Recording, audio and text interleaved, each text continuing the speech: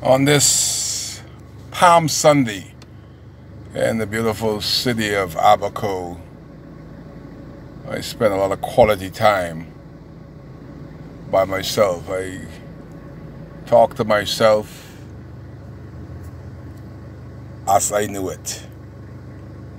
And on this Palm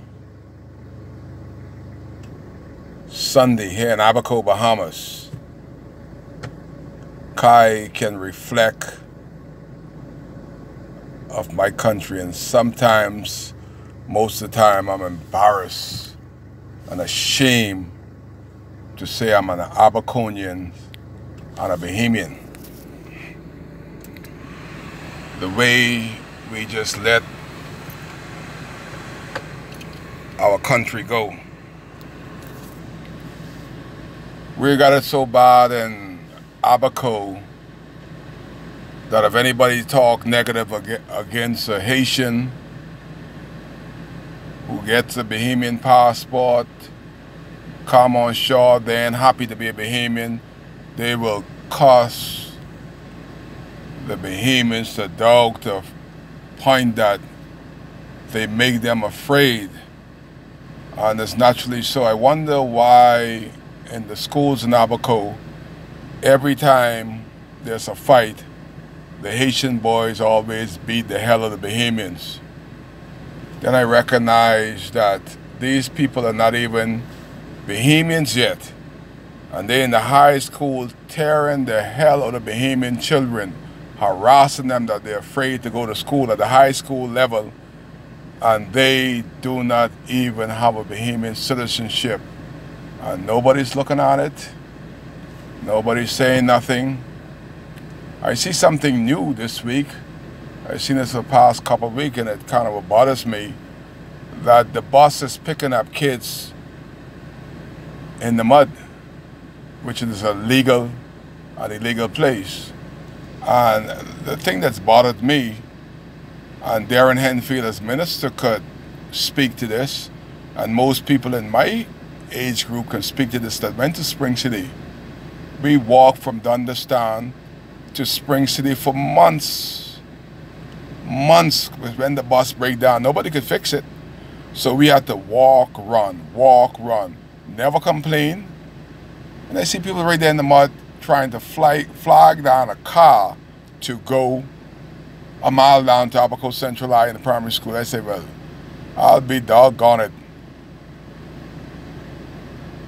And now I see the bus, I don't know who gave them the contract to go in the mud to pick up kids in government bus and take them a mile to school. When our kids gotta walk same distance, bus picking them up from the same distance, they walking. Something gotta give. But as I reflect in my years in Abaco in politics, it's hard to be Kai in Abaco. And politics is stink in this country. When the politics is in the pulpit, I see the pastors used to, when they need something, they will tell their parishioners to pray to God. But when they need something, they will pray to their gods. They'll go and sneak in the back door to Hubert Ingram and begging Hubert for stuff while they're telling their members to pray. Whatever you need, God will deliver. He will supply your needs according to His riches and glory. I got one down there to beg for a little road traffic job. So sad. But one of the happiest days of my life as a young Abaconian turned out to be some of the worst days of my life. Let's talk about the positive first. When the little barefoot boy from Cooperstown become Prime Minister of this country, Hubert Ingram. I said, well, he came from humble beginnings. He got a little bit of pending training, so maybe something will give with Hubert Ingram at the helm. Not a damn thing happened for North Abaco.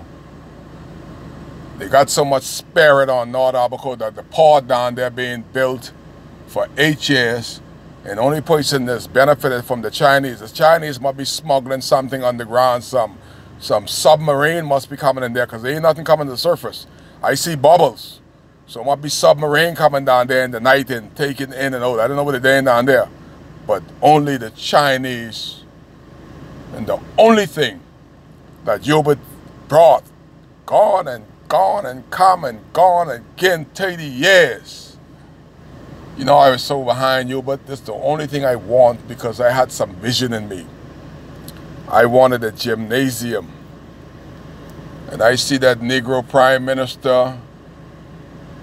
The last time I saw him on a stage in Abaco, I went to the rally, weren't feeling good because he lied to Kai, and I don't like man to lie to me about this gymnasium. And the thing about the gym was not for Kai, you know. It was to try to help some kids go to college through their athletic ability. And Hubert said these words on the stage in Cooperstown, while the rest of those jock, you know what, grinning and with them pom-poms, them red, white, and blue pom-poms, like they ain't got no sense. Like that was Jesus up there speaking. Didn't know that he was one of the most hateful persons towards Abaconians and Abaco. And Hubert said this, yeah, Kai, you wanted one gym? Well, I give you two this time. I give you two. And all up to me. I knew that was an insult. That was the end of being to the FNL rally in my life. I jumped in my car and I thought about all the years, the sacrifice, my time and my money to educate and try to keep the kids out of gangs and jail. And Hubert came and get elected, and this brother would not have a meeting in his constituency in 5 years. And I would see on the TV ZNS monthly meeting of this constituency. We'll have a monthly meeting and refreshment afterwards. And Hubert Ingram wouldn't have a meeting with the people of Abaco because he never thought nothing of them. That's why Hubert never left one single thing that you can make money out in Abaco. Nothing he left. A real Papa Doc. But boy, do they love him, because they're looking for him to come back. But Abaco, he will never come. Jesus Christ will come before he come back and be Prime Minister of this country. He had 2 terms and did 0 for employment of the thousands of persons that graduate every 5 years in Abaco. It's all these little immigration custom job. They call them dead-end job, because he gave it to them. And watch what Hubert did. Hubert took the most lucrative thing that customs and immigration could have got, was overtime. Because he saw them going so far ahead, this overtime money. And guess what? The government of the Bahamas wasn't paying it. The Americans, the foreigners, was paying the overtime. And Hubert sucked that from them. No. Let's try to degrade them, keep them poor, stupid, and we can control them. And that's what he did to the best of them, you know. And you have those ignorant customs and immigration that got theirs before he did this. Oh, that was good. That good that he put us on a shift system. That way more people could get a job. That means more people take less home. That's all that means, dummy. You would have a plan to keep you on this feet. What about those people that had those mortgages? What they lost through the overtime that they was expecting. Now you see them at the airport. Nobody's smiling no more. Everybody grabbing people's bag and look angry because they know they're worth more. When last have you heard the Bahamas government say anything about the minimum wage? I'm a taxi driver. They put 12% tax on me. Bakers Bay working illegally to take all the people $100 a time. I'm making 20. And we haven't had a raise in the taxi business in 20 years. Everybody raised. Maxwell putting whatever they want. The service station putting whatever they want. But Lekai put $1 on his own.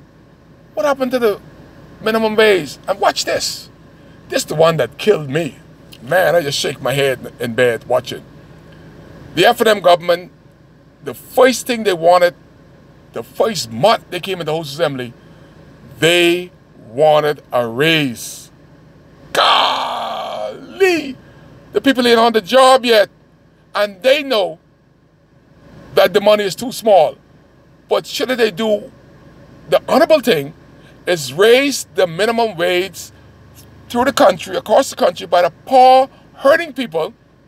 They wanted a raise, and they were on the job 1 month. 1 month. I've been on the job 20 years, haven't got a raise. 1 month, they wanted a raise. That's what I say, you know, this government ain't ready. They are not ready. They're asking to raise themselves.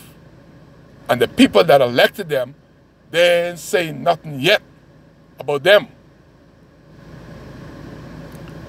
That's why I say it was hard to be an F&M. And you think that was bad. This was the nail. I was like a vampire. This one just hit my soul, my heart, my lungs. During the by-election, Hubert Ingram brought over $200,000 and brought it back to the PLP campaign. And then he turned around and gave them another $15,000 to campaign against Greg Gomez. Said that, and this is the loudest you could be as a prime minister, a member of parliament, the $200,000 plus the 15 was to pay some poor persons to stay in your office, to keep your office open so that you could talk to people, you could get some answers for people, and Hubert kept the money so long, it almost was $300,000, and that was supposed to be for somebody in his constituency. And the man gave it back during the by-election. Well, hallelujah up in here. God, what kind of animal did we have in Abaco as a member of parliament? Care nothing, nothing. Boy, it was hard to be an F&M. And it's still hard in North Abaco. When are we going to find leaders that lead from the front rather than the back and the side? That is what this Palm Friday message is about. Finding leaders for this age and this time, because the Bahamas is in trouble until we pick not the t-shirt, but real leaders. That is my prayer. Good Palm Friday to you all. It's WCAY in its own way, my way, trying to educate persons of the suffering that we have incurred under these persons that call themselves leaders. You're live on WCAY.